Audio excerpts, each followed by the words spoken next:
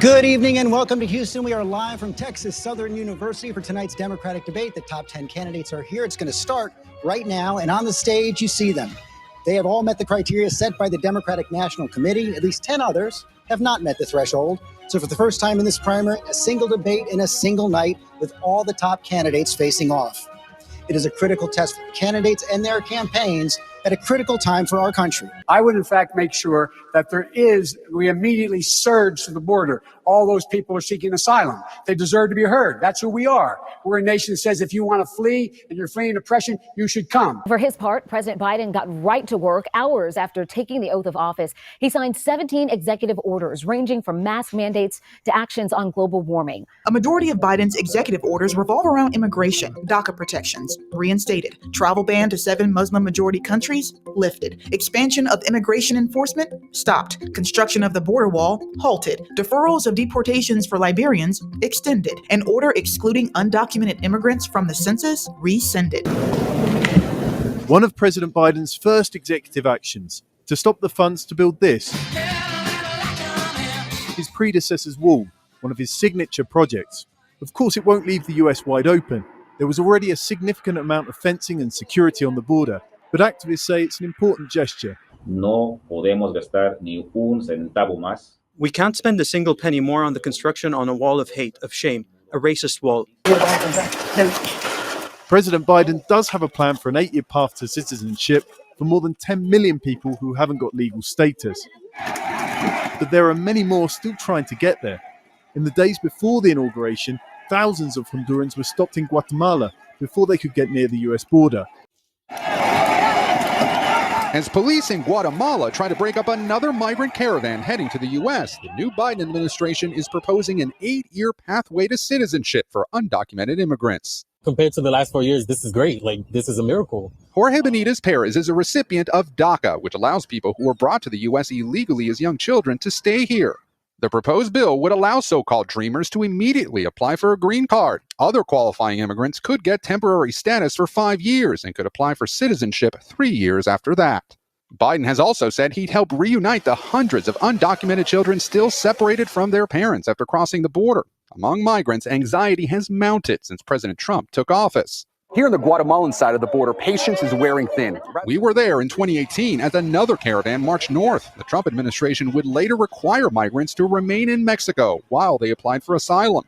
Opponents of Biden's proposal say it amounts to amnesty. If you're going to reward people who broke the law in front of everybody else who respected it, it sends a bad signal.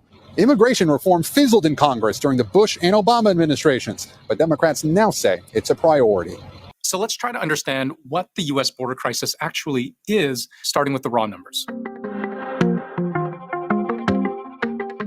So anyone who tells you how many migrants cross illegally into the U.S. each year is guessing, because no one has that number. The best we can do is look at how often U.S. Border Patrol catches people trying to cross. Donald Trump's first year in office, 2017, he gets tough on border security. Orders a wall, hires thousands more Border Patrol agents, pours money into detention facilities.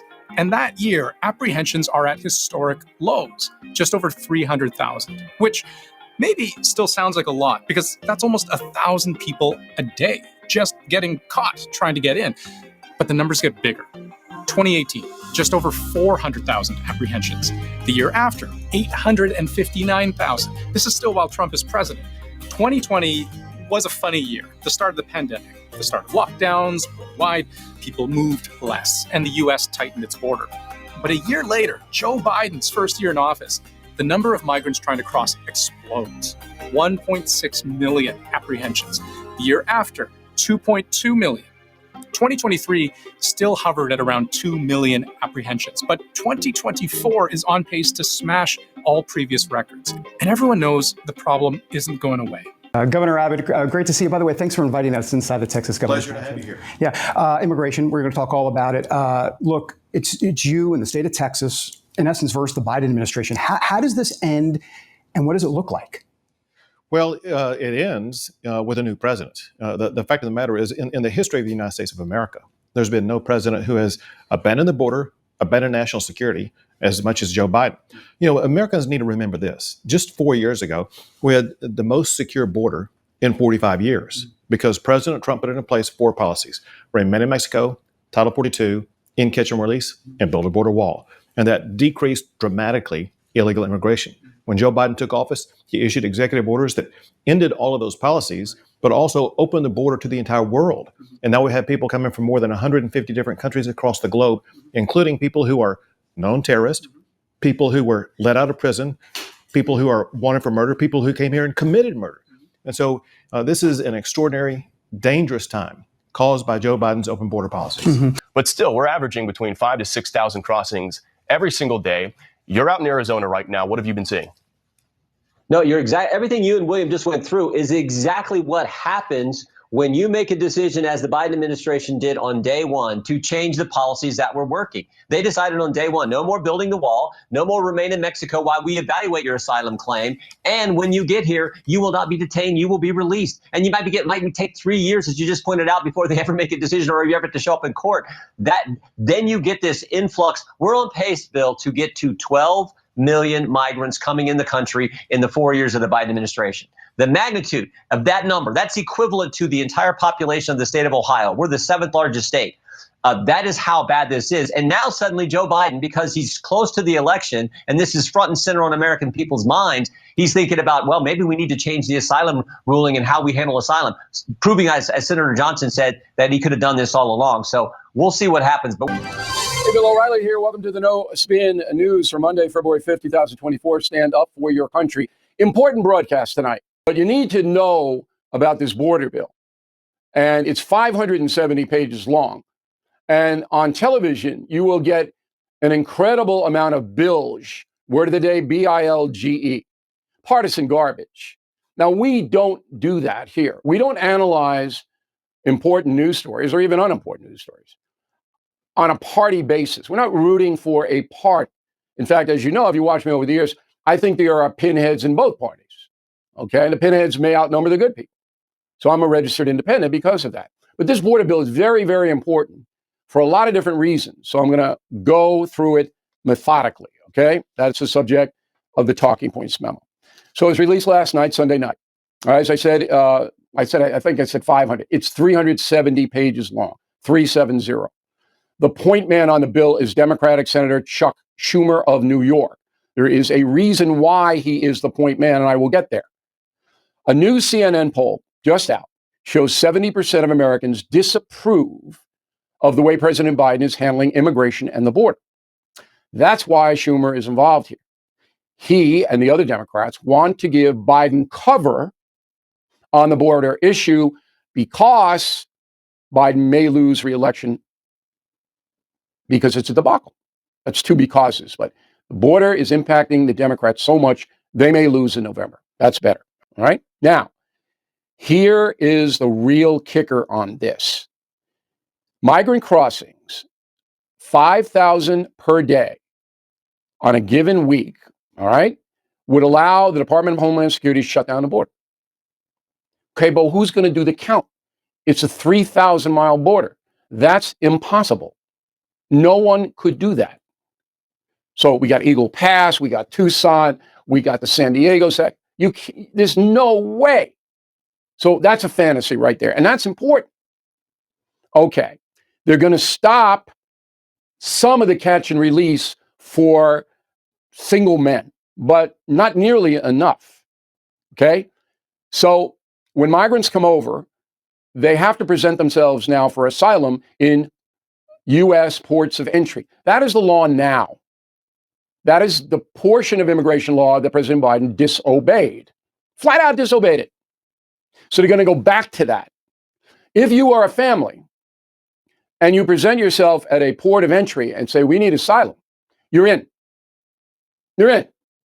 For 90 days at least, under supervision. What supervision? You can't supervise that many people. Now, the cartels, they're reading this 370-page bill right now. They're going, okay, we'll bundle the migrants into a family. Many of them have no ID, don't know who they are, certainly don't have passports. So we'll bundle them up. Hey, I'm the Morales family, in. Unaccompanied minors are in automatically. Now, where do they go? Nobody knows. Okay, now the minor thing, that should happen. If children wander across the border, you can't just throw them back in the Rio Grande. I'm for that. Minors, admit, and then try to figure out who they are and why they're here. Okay. The bill does not detain people at all unless you're a lawbreaker or on the terror watch list. So it's either you can't come in and then they put you back to Mexico, whereupon the next day you try again someplace else, or if you're bundled as a family, you're in. Does that make any sense to you? So my question is, who does this bill help? Does this help you, the American citizen? Doesn't help me. It helps some migrants, and I feel sorry for them. We've already accepted more than 10 million of them in 3 years under Joe Biden. Okay, can't accept the entire world's population. But who does the bill help? Who? No one. No American. And with the massive fiscal problems in New York City and LA and Chicago, everywhere, shouldn't we have a cooling off period so that these municipalities can get the migrants processed? Now, today, Joe Biden could write an executive order stopping all migration at the southern border for 6 months. Doesn't need the bill. He can just do it. But he won't do it because the progressive left doesn't want that.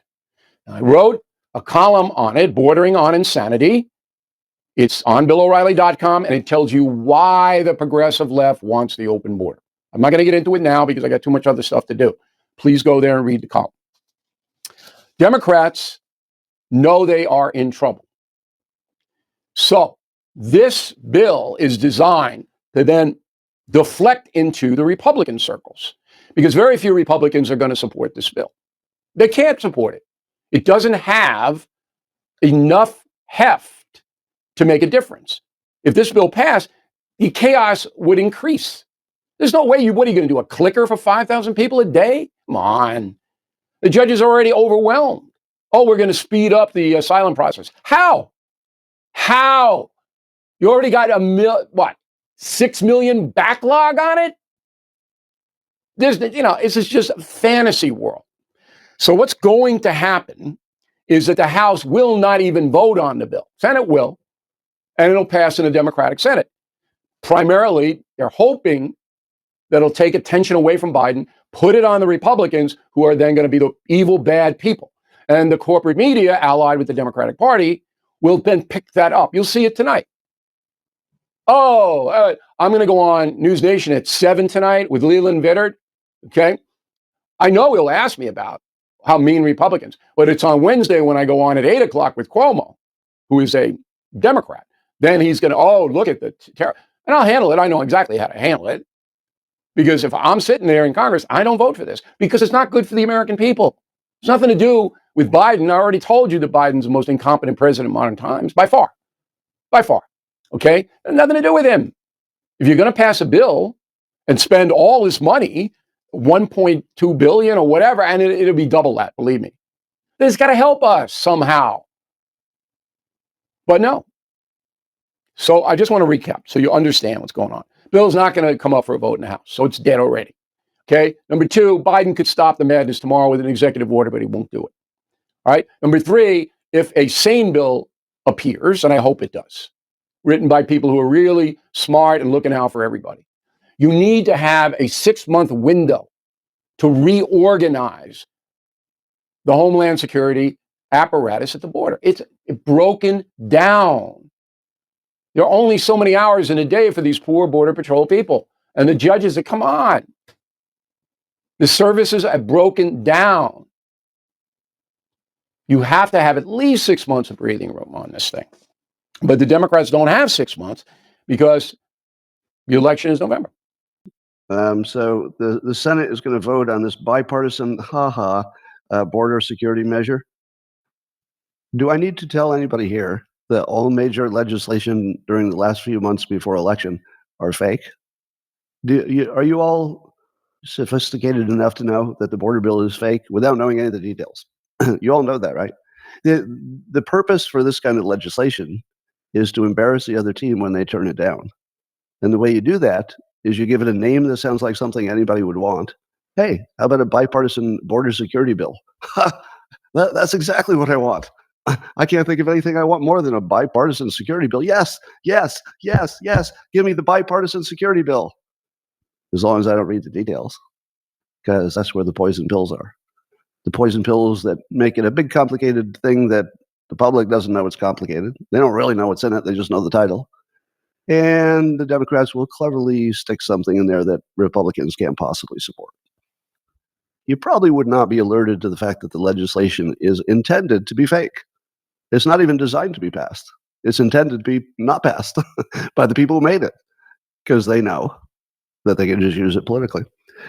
Mitch McConnell and Chuck Schumer had a press conference where they both heaped praise on this bill that they're calling the bipartisan border security bill, even though most Republicans are now making clear that they will never vote for this bill. And there's plenty of Democrats who refuse to vote for it either. There's no chance that it can pass. This is what they unveiled. Now, as a result, funding for Ukraine and funding for Israel is very much in doubt as a result of the chaos that has been generated by this quote unquote bipartisan border security bill that is much more about financing foreign wars than it is about making life better for Americans in the United States. Here's Reuters on February 4th summarizing the bill. You see the headline: U.S. Senate unveils a $118 billion bill on border security, aid for Ukraine and Israel. Now, that headline makes it seem like this $118 billion more or less goes equally to these causes, when in reality, $77 billion of this $120 billion is solely to pay for Ukraine and Israel's wars. There's a bunch of money in there for the new war in Yemen. We're also going to devote $10 billion to giving humanitarian aid to the Palestinians in Gaza. So we're paying Israel to destroy Gaza, and then we're paying for the humanitarian aid that they now need to not starve to death or die of mass treatable infections. So I wouldn't say financing both sides of the war, because we give way more to Israel than to the Palestinians, but we're paying for Israel to destroy Gaza and then paying to try and assuage our own conscience about the kind of human suffering that's there. So you have $10 billion going to Gaza. That's now $87 billion of the 120. You have another $5 billion for more aggression in the area around China. You have several billion more for the new campaign that we're bombing in Yemen. And so by the time you actually look at it, a very small percentage of this actually goes to American citizens that has any effect on their life. Yet, as a result, what really happened as soon as this bill got unveiled, the populists in the Republican Party do something liberals in the Democratic Party never do. They revolted against their leadership. And they said, there's no way that you can support this bill. Donald Trump came out and said, this bill should be immediately rejected. And as a result, according to Reuters, quote, House of Representatives Speaker Mike Johnson declared the bill, quote, dead on arrival if it even reaches his chamber.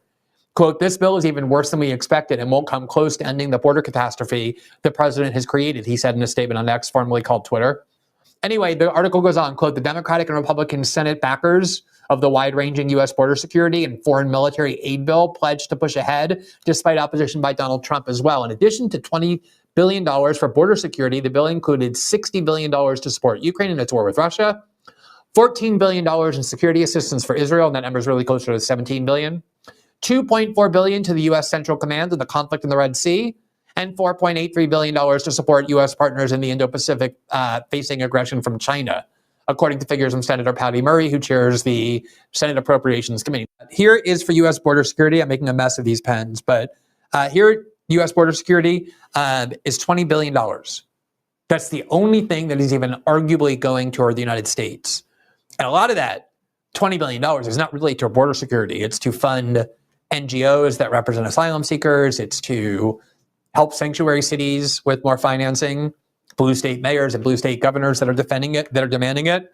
But let's just even be generous, and let's say that all $20 billion is going to fortify the border of the United States. Members of both political parties are saying in polls they regard this immigration problem as a major priority.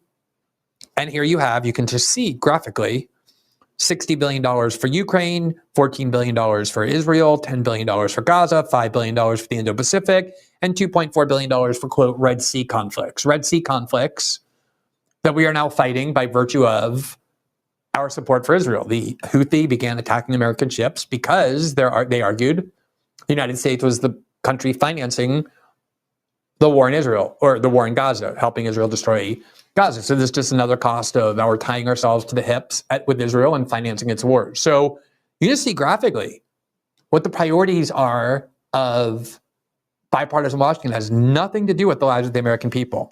This stupid border bill has been presented to the U.S. Senate. I don't even want to call it a border bill. I guess in as much as the bill pertains to the southern border, it opens up the border more. So in that way, it's not a border security bill. It's just it's an open border bill.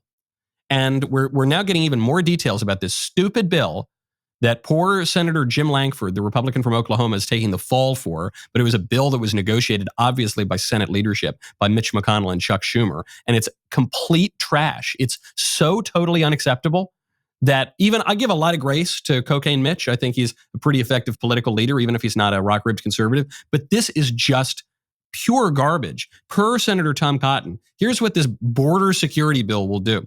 It'll give the Secretary Alejandro Mayorkas the right, for the first time ever, to grant asylum claims, to grant American citizenship, ultimately, to illegal aliens at the border without review by immigration courts. So you give the guy who very well might be impeached for the terrible job he's done as the Secretary of Homeland Security. You're going to give that guy unilateral power to make new American citizens. That's not great. The bill would codify catch and release.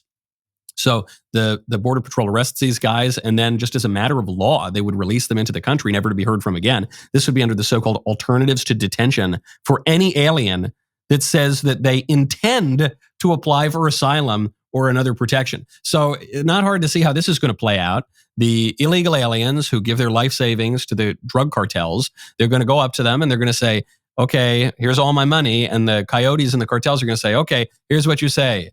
Yo quiero asylum when you get to the Border Patrol agent. And then they're just going to let you out into the country. This is the border security bill.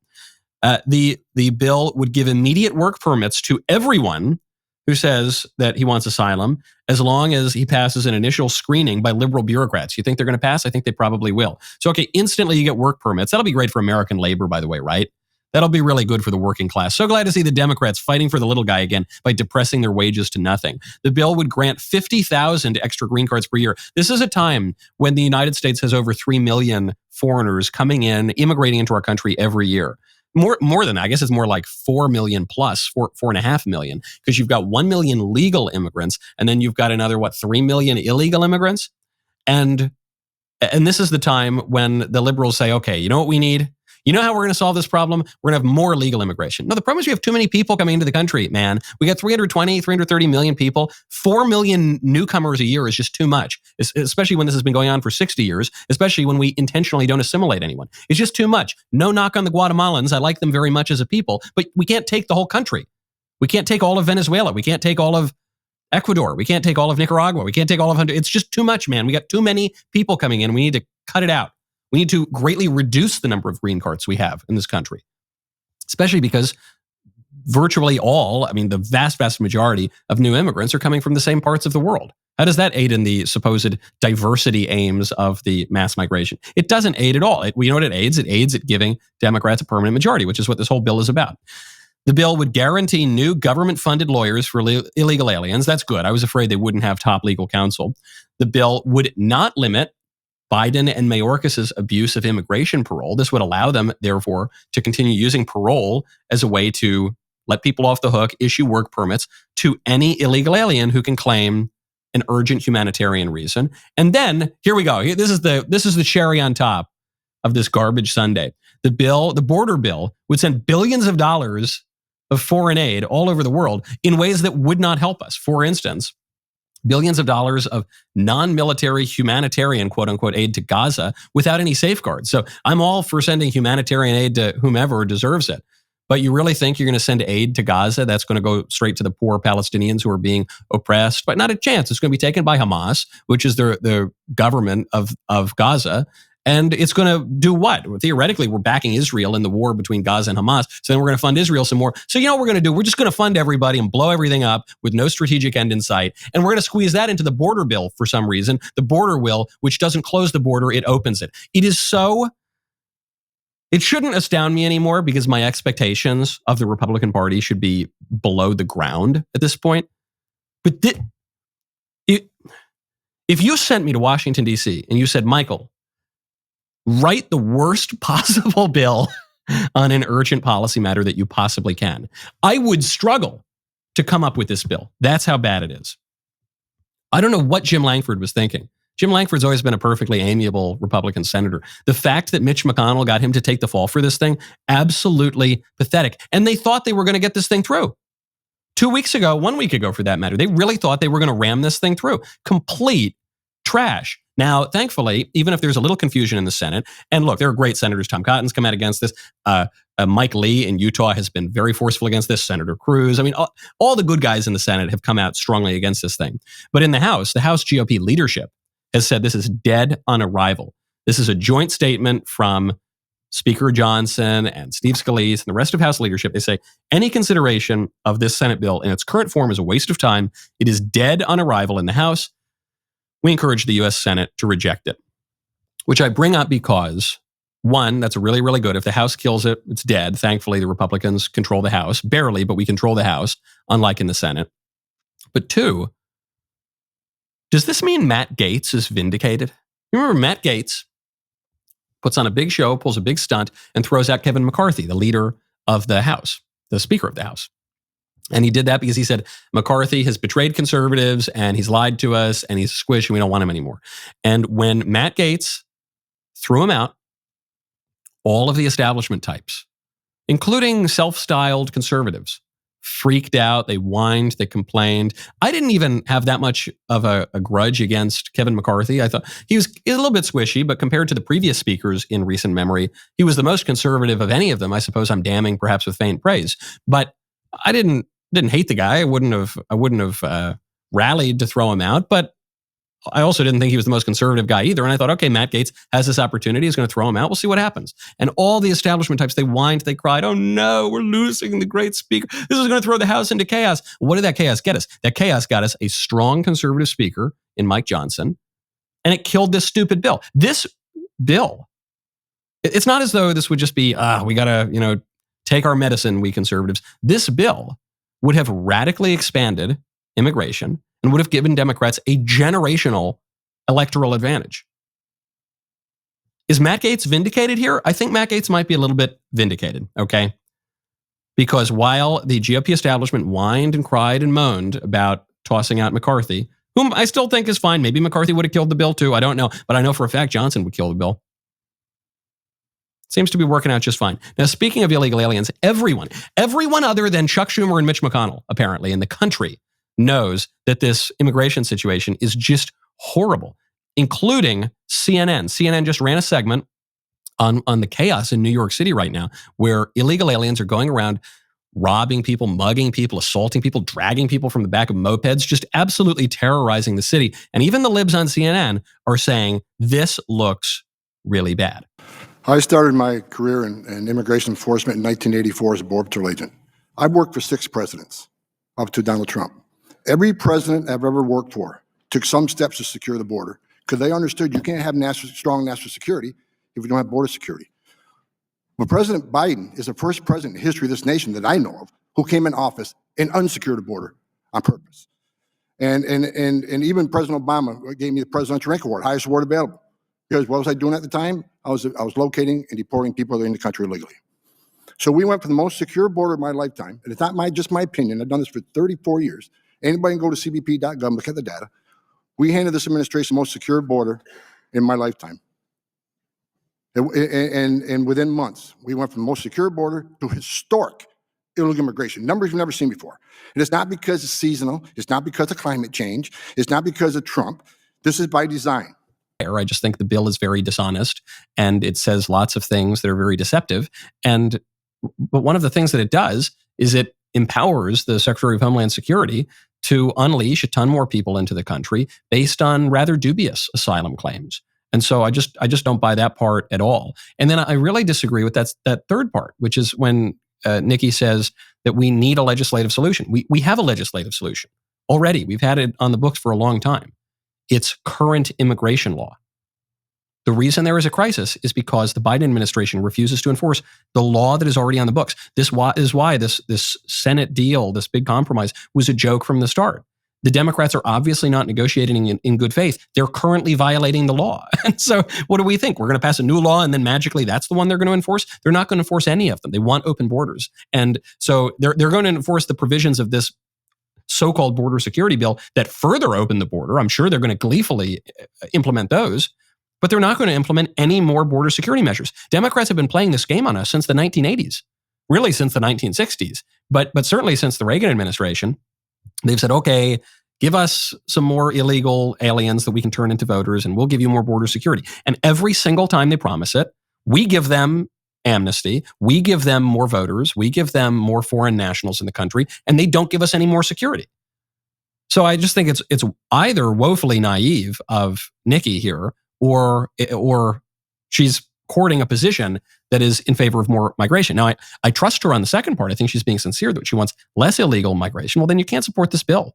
Just absolutely crazy to support this bill. Now, Nikki is more inclined to intervene overseas, and Chuck Schumer wisely tied the open borders parts of this bill to funding for the wars that they want to be fighting. So, I'm not surprised that Nikki, who's a little more hawkish than some of the other GOP, would be inclined to vote for that. But the whole premise, I think, is just false. We don't need any new legislative solution. We need to enforce the old legislative solution, which the Democrats won't do, which proves that they're not going to enforce the new one either. What a joke. J.D. Vance has been on a roll, by the way, because also yesterday, J.D. pointed out that in the Ukraine funding bill, there's a little hidden treat in there that should Donald Trump get elected again, should the liberal establishment somehow fail to prevent him from getting elected, they would be able to impeach him. So J.D. Vance found in this Ukraine bill, which is no longer the border bill. Remember, initially, the Republican squishes, they said, okay, we got this great border security bill, and it doesn't actually secure the border, and it actually increases mass migration, and it actually increases illegal immigration, but don't worry, because most of the money goes to Ukraine for some reason in this border security bill. And then all the normal Republicans said, excuse me, this is completely unacceptable. This is the exact opposite of what we want. Are you crazy? They said, okay, great, we'll scrap the border part entirely. Now we'll just fund Ukraine. We said, well, hold on, we don't exactly want to do that either. But it gets even worse, because in this Ukraine funding bill, there is a provision. Well, I'll just read what JD said. He said, quote, buried in the bill's text is an impeachment time bomb for the next Trump presidency if he tries to stop funding the war in Ukraine. We must vote against this disastrous bill. So what's the time bomb? The time bomb is that money is going to be allocated to Ukraine. And if Donald Trump doesn't give it to Ukraine in due time, if Donald Trump decides he wants to change foreign policy, which is his prerogative, then they can impeach him.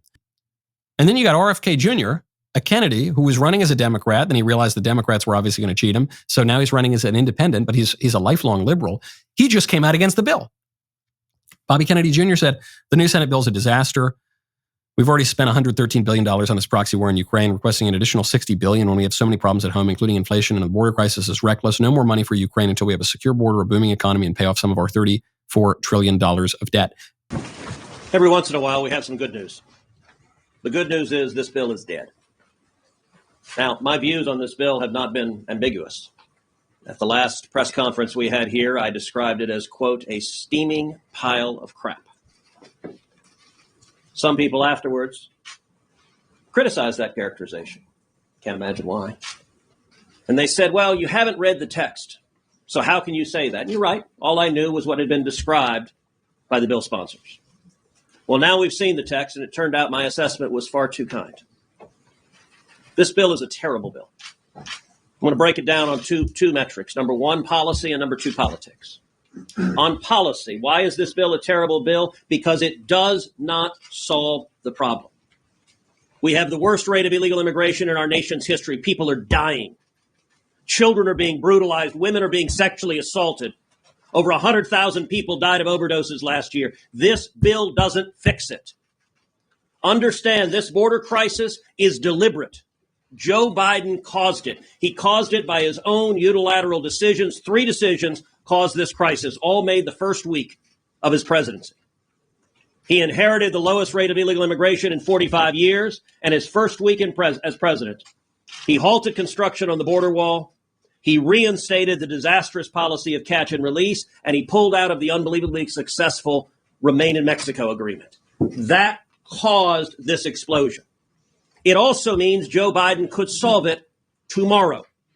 How would he solve it tomorrow? By reversing those 3 decisions, and you would get, once again, a secure border.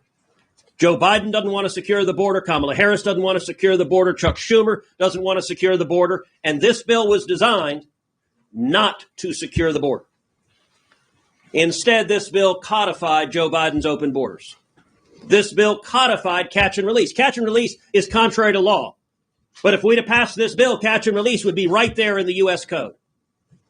This bill normalized 5,000 illegal immigrants a day. 5,000 illegal immigrants a day works out to roughly 1.8 million a year. We've seen 9.6 million illegal immigrants under Joe Biden. Apparently, the Republican position was going to be, we don't like your 9.6, but we're okay with 2/3 of that illegal immigration. That was ridiculous. This bill gave work permits to illegal immigrants. This bill gave government-funded lawyers to illegal immigrants. You know, one of the provisions that I personally find most noxious, this bill goes directly after the state of Texas. And it says all litigation about immigration, you can't sue in Texas anymore. You got to come to Washington, D.C., to one of the most liberal courts in the country. Texas, sorry, we're throwing you out of court in Texas. You got to come to D.C. As I observed on X last night, one sane Republican would side with Joe Biden over the state of Texas in this battle to secure the border. That's what this bill did. So as a policy matter, it was terrible policy. And as a matter of politics, it was even dumber. It was obvious from day one this bill would never pass into law. Speaker of the House said it was dead on arrival. House leadership all said it had zero chance of passage. So if it wasn't going to pass into law, if you knew that, and we did know that, what was the purpose of it? The entire purpose of this bill is to give political camouflage for Democrats running in November. The objective of this bill was, number one, to do nothing, so to do zero to secure the border, but to let every Democrat running for office say, gosh, I wanted to secure the border, but those mean Republicans wouldn't let us. This is all about talking points to deceive the voters. We're already seeing Democrat candidates across the country repeating that I was ready to secure the border, but the Republicans didn't. It's an utter lie. Remember again, Joe Biden can secure the border any day he wants. He doesn't want to. And by the way, we could have passed legislation that every one of us would have supported. H.R. 2 that passed the House of Representatives. I've introduced H.R. 2 in the Senate. Chuck Schumer wants a bill that I'll vote for Ukraine aid on it. Give me Ukraine aid and H.R. 2 and I'll vote for that. Because that actually would secure the border. And what did Chuck Schumer say at the outset? Nope. H.R. 2 is off the table. Why? Because the Democrats do not want to secure the border. They want this invasion, and the Americans who are dying as a result, they're willing to look the other way. But if the bill fails, I want to be absolutely clear about something. The American people are going to know why it fails. I'll be taking this issue to the country, and the voters are going to know that it's not just a moment. Just at the moment, we're going to secure the border and fund these other programs. Trump and the MAGA Republicans said no. Because they're afraid of Donald Trump. Afraid of Donald Trump. Every day between now and November, the American people are going to know that the only reason the border is not secure is Donald Trump and his MAGA Republican friends. Our administration worked on the most significant border security bill in decades. Some of the most conservative Republicans in Washington, D.C. supported the bill. Even the Border Patrol endorsed it. It was all set to pass. But at the last minute, Trump directed his allies in the Senate to vote it down. He tanked the bipartisan deal because he thought it would help him win an election. Which goes to show Donald Trump does not care about border security. He only cares about himself.